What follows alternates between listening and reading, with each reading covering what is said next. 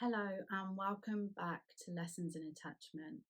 I will never forget the time that my therapist said to me, "You're never going to get rid of your anxiety, it's always going to be there." The lump that came up in my throat, I cannot tell you guys, honestly.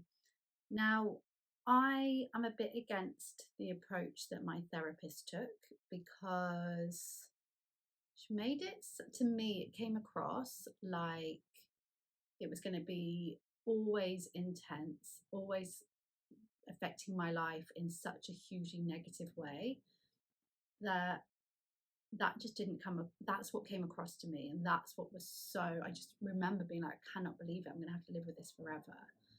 I have now come to an understanding perhaps of what she might have meant versus how I took it. I'll never truly know that. But yeah, I have come to an understanding. So today, what I want to talk to you about is healing and understanding healing anxious attachment. Now, I'm particularly going to look at what healing is not. The reason for that is because people talk about being able to heal your anxious attachment completely. People talk about being able to clear you of your trauma. And I just want to make sure that you're aware, certainly from my perspective, what it means to heal, so that you're not going into a course, a program, your day to day life, doing this inner work and then being confused by the fact that you still get triggered, or sometimes things still hurt, or you still think about an ex, whatever it is for you that is your proof that you've not healed. So, we're going to break down what healing looks like, what it doesn't, and why it's so important to give yourself time and patience in this journey. So, if you've ever felt that overwhelming fear of abandonment, a need for constant reassurance, or the anxiety that comes when someone doesn't text you back the right way or by a certain time, then I think you're really going to like this, because the chances are, if you're listening to this, you're on a healing journey. So let's see if we can just clear up some of the misconceptions or things that slow us down. So let's just work together to do that a little bit today. Before that, I am Carly Ann. I am the founder of the Attachment Recovery Gym, and I am about to run again the fourth round, I cannot believe it, of my 10-week course, Becoming Secure. And I am calling you and inviting you to join me. If you have an anxious attachment and you want to move towards secure, then have a little listen to this, but certainly go to the description and check out all of the details, especially, what it is that we cover on this course, and see if it's for you. So how this works is it's a 10-session course. It is designed specifically for those of you with an anxious attachment. It blends coaching and teaching to help you break old patterns and make lasting change. That's something I'm really, really passionate about. So unlike other courses, this program is highly experiential. So that means that you're going to actively be participating in psychological exercises during each session. So there will be, of course, some teaching, but mainly there's going to be these exercises that are crafted to be practical and relevant, all evidence-based. Everything I do is evidence-based, helping you apply them to your daily life so that you can feel more secure. So it is a course based on attachment science. I've studied somatic attachment therapy. I'm qualified in cognitive behavioral therapy, compassion focused therapy. So it's really bringing lots of different interventions together to help you to become more secure. If if you're an anxious attacher, it might mean that you struggle to part with money and things like that. Of course, I charge for the course. If you break it down, it's actually very reasonable per session for what I'm charging. And yeah, hopefully I will meet some of you on there. There's, at the moment when I'm recording this, there's 11 spaces left. I don't know about that when you're listening to this, so go and check it out. So let's start with a big question for you. What does healing mean for you? Up until this moment, when you and I are having this kind of one-way conversation, but hopefully a bit of a two-way if you're responding here, up until this moment, what has it meant for you to heal? What have you been judging yourself against? Because I know you've probably been judging yourself for not healing quick enough, not doing enough, falling into old patterns. You've probably heard this idea that healing is a process, it's not a destination. We don't just suddenly arrive at this place where we're completely healed, never triggered again, and we're this perfect, secure person. Secure people are not perfect. Healing doesn't mean that you're suddenly never going to feel anxious in relationships again. It doesn't mean you're going to wake up one day and be completely free from the fear of abandonment or the need for reassurance, which is why I can find it difficult when coaches and therapists promise you the world, especially since you have an anxious attachment. Promising you things that they may not be able to meet is not good for someone with an anxious attachment, because we're working with trust. And if you're being promised things that can't be guaranteed, is that going to help you with trust? That's all I'm saying. I've been burnt um, by promises and things like that. And so, yeah, I'm very careful about that.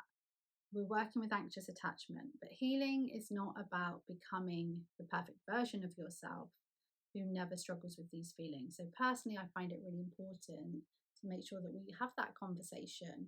But what I do know is that we can become a more secure version of ourselves. We can control our thoughts more. We can manage our overthinking and see things clearer. And we can work on that. And we can see radical changes. Absolutely. It's going to depend on you as an individual. It's going to depend on you and your experiences. It's going to depend on what you put in, right? This is about what we put in. We become our own coach. Okay, imagine you're in a relationship and your partner has to travel for work. Now, before doing any inner work and healing, you might have spiraled into anxiety, fearing that they're going to meet someone else or forget about you. And you are constantly texting them, constantly checking in. You're barely even recognizing that this is your anxious attachment. It just is. It's just so intense, it's overwhelming. After working on your attachment, you might still feel anxious in those moments, but you recognize it for what it is. You recognize the pattern, you recognize the thoughts that are coming up that, oh my God, they're going to meet someone else. Oh my God, they've not texted me back. You recognize the urge within you to contact them or to seek them out. And you're able to remind yourself that your partner is trustworthy. You're able to remind yourself of where this is coming from. You're able to soothe the sensations, the feelings in your body, and know that they are not reflective of your reality. Instead of panicking, you might reach out to a friend or journal or use a coping strategy that is healthy for you. That's healing. It's not the absence of anxiety, it is the presence of tools and self-awareness that help you manage this better. Now, do not fear. There are times where I don't feel the anxiety at all in situations that I did. And I talk about this all the time. I don't know if this is ever gonna change, but I still kind of like pinch myself, because what I am aware of in those moments is, oh my gosh, I would have lost myself. I would have been not able to sleep. I would have been checking my phone. I would have been so worried about them. Um, thinking of, I don't know, an example when my partner went away for a weekend, that used to be the biggest trigger for me, like separation like that.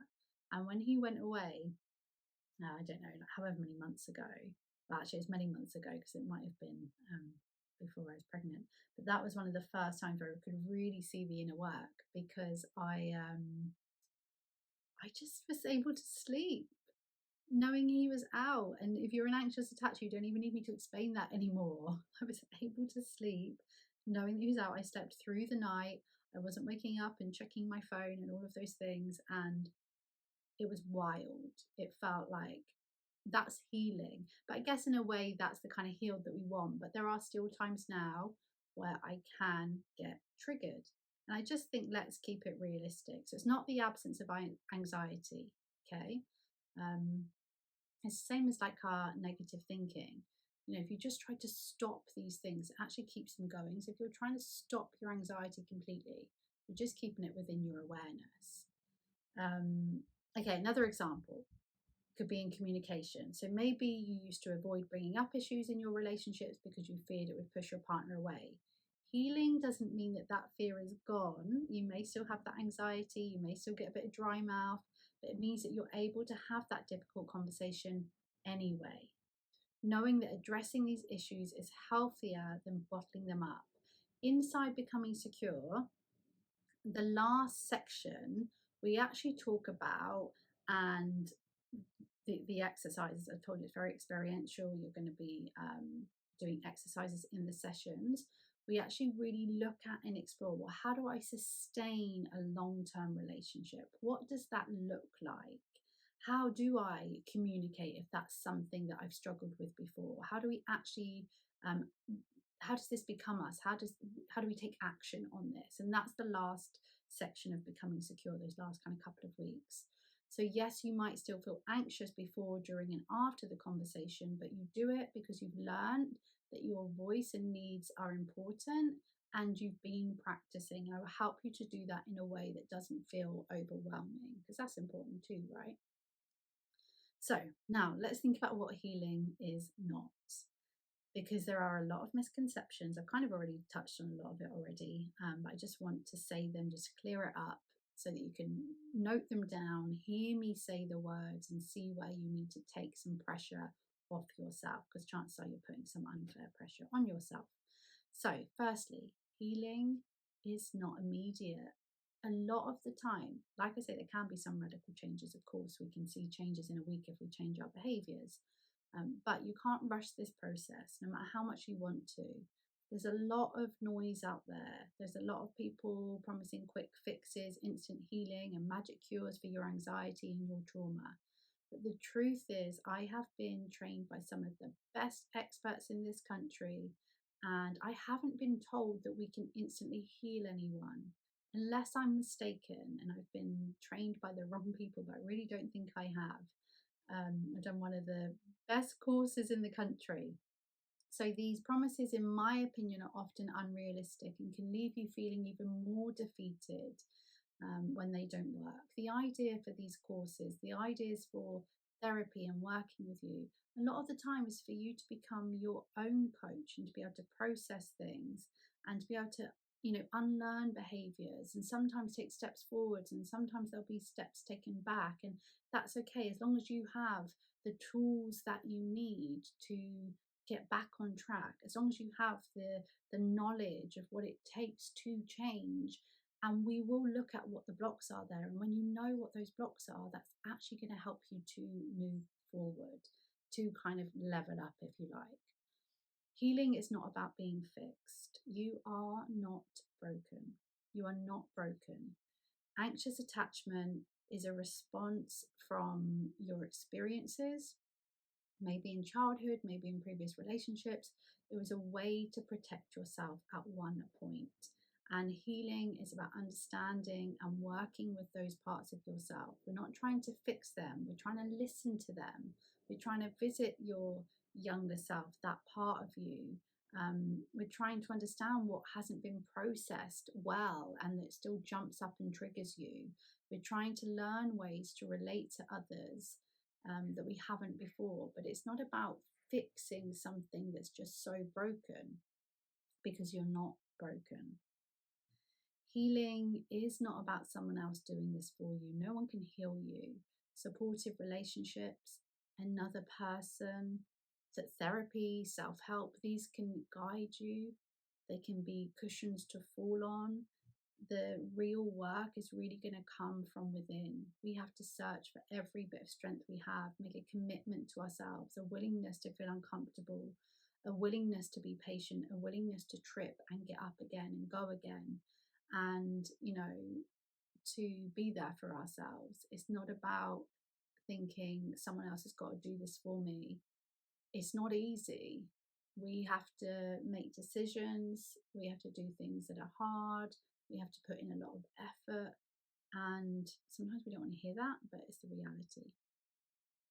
Healing is not linear. You know that one, right? We've all seen the kind of squiggle versus the straight line, but it's really true. You're never taking like a step back. There's always growth. There's always something to learn. There's always great progress. Some of my biggest trips, some of my biggest falls, my biggest heartaches have brought on some of the best change, some of the best realizations, and almost like spiritual awakenings, if you like, depending on what you believe in. But I've certainly had some awakenings. So it's not spiritual. It's normal to trip. It's normal to have a bad day. It's normal to feel like, oh God, I've gone back into that pattern.